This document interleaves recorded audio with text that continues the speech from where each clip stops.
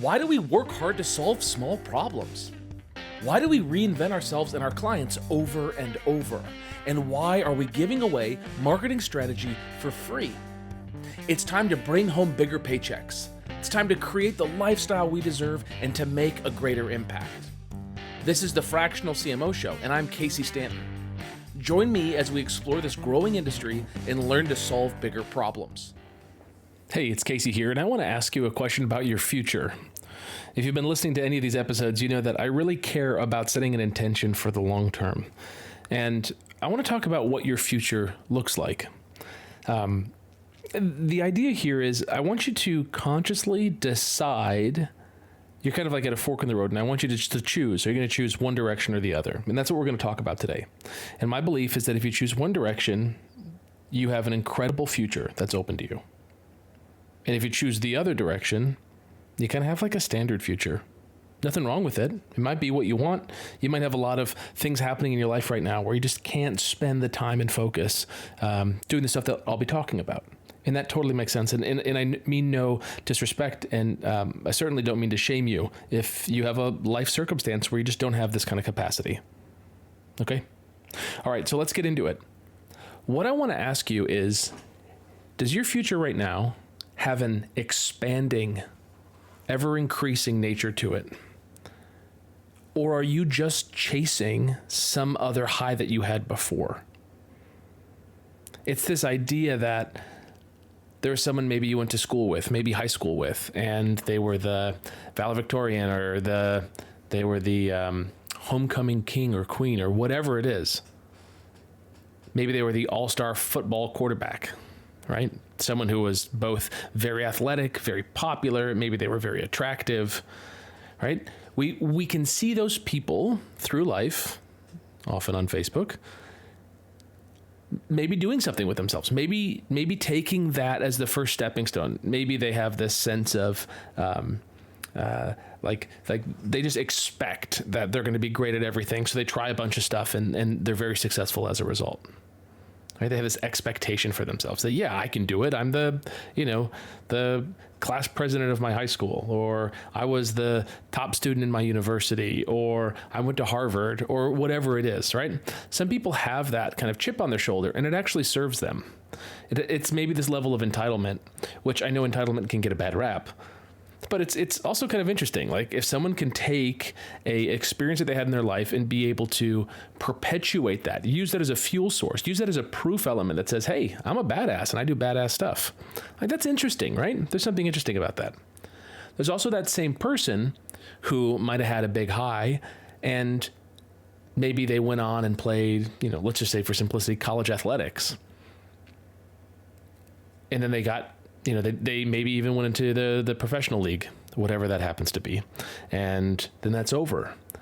And they just keep chasing that. They keep wanting to be at least that good, right? They keep trying to prove to the world that they're good enough. And it's this very different kind of position that they find themselves in, where they're trying to prove to the world that they have these abilities, but only so they can measure up to their past self. And these people can have the exact same experience, from the outside. We can perceive them to be the same person, two separate people, but they could have, very similar experiences. And one has this life where they have this entitlement that fuels them and they feel courageous and able to take on new opportunities and risk. And as a result of just swinging more, they're going to do some cool stuff. Then you got the other people who just aren't. They're just stuck in this mindset of, if I can only be as successful as I used to be. I think to one of my mentors, which is Dan Sullivan, and he has the company Strategic Coach. And Dan has a really great line, which is, always make your future bigger than your past. And it's one of those things that I've written in my journal. It's one of those things that I kind of have in kind of like my life planning documents. That I build, every year.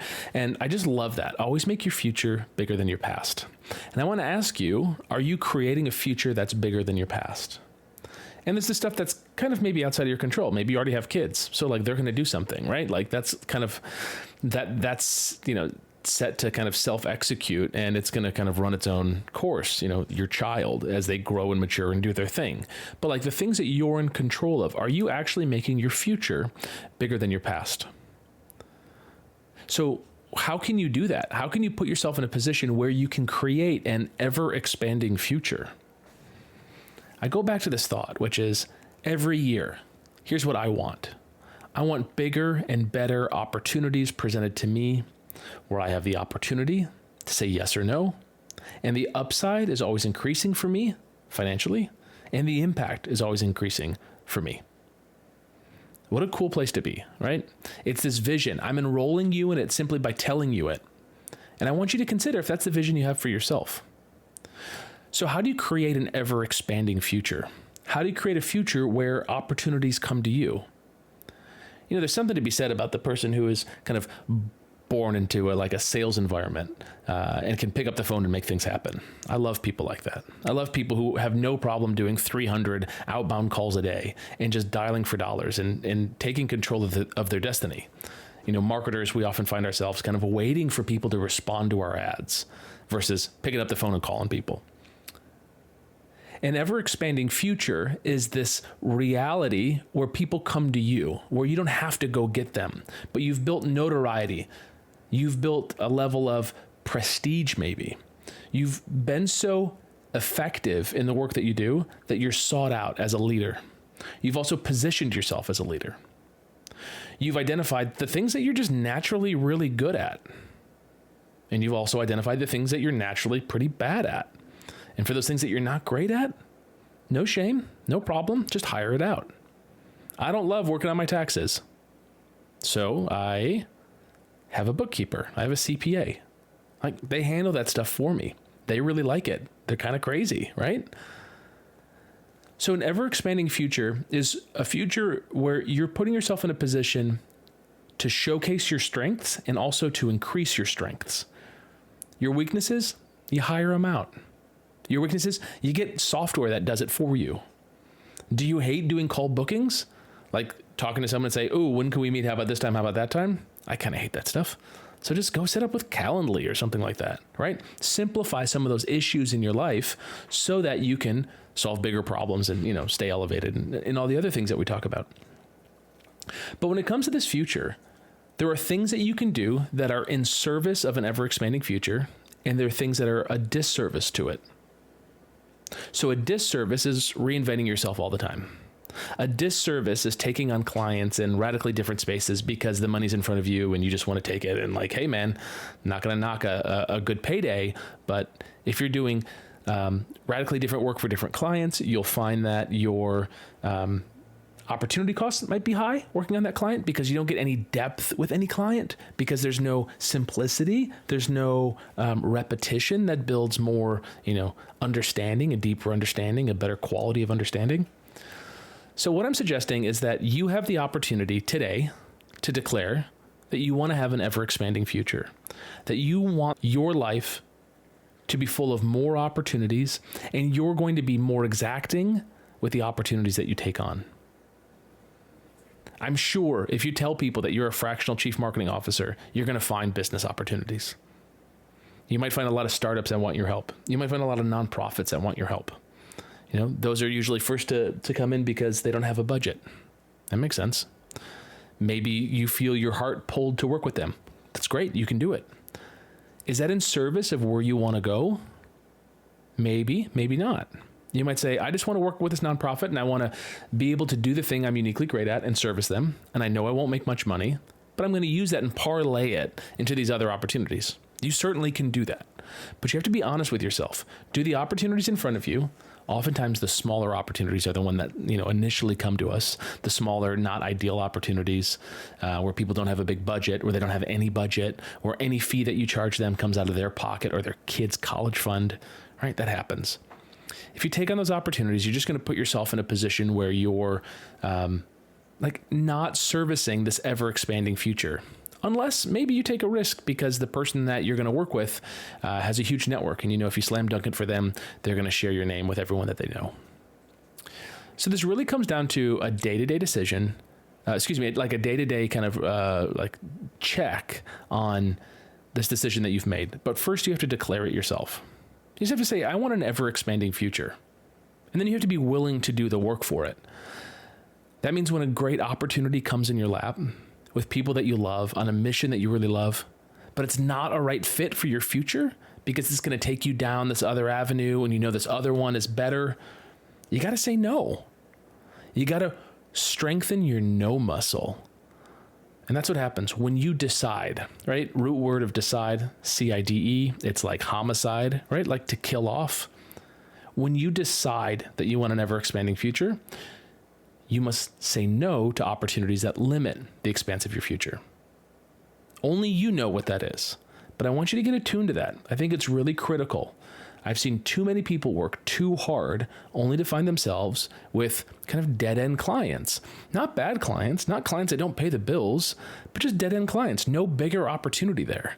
They just kind of have to keep doing what they're doing every single year in order to keep working, keep making money. What I want you to have is an opportunity for big things to happen. So just consider, what are those opportunities? What does it look like for your future to expand? Don't be like that high school student, right? That was the all-star football quarterback and is now chasing that same high. And all they do is talk about back in the old days. Don't be that person. Be the person that talks about the future and what you're excited about.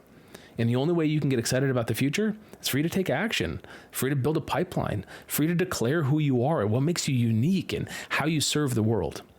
So if you're a marketer and you're considering becoming a fractional chief marketing officer, or if you're an agency owner and you're tired of giving away marketing strategy for free, I want to encourage you to watch a short video that I put together. It's at cmox.co/invite.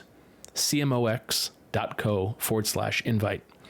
In that video, you'll hear a bit of my take on what's happening right now in the market with COVID and the impacts of work and working from home and working remote and companies needing marketing. And there's a question there that I'm going to ask you, which is, do you have what it takes to be a fractional chief marketing officer?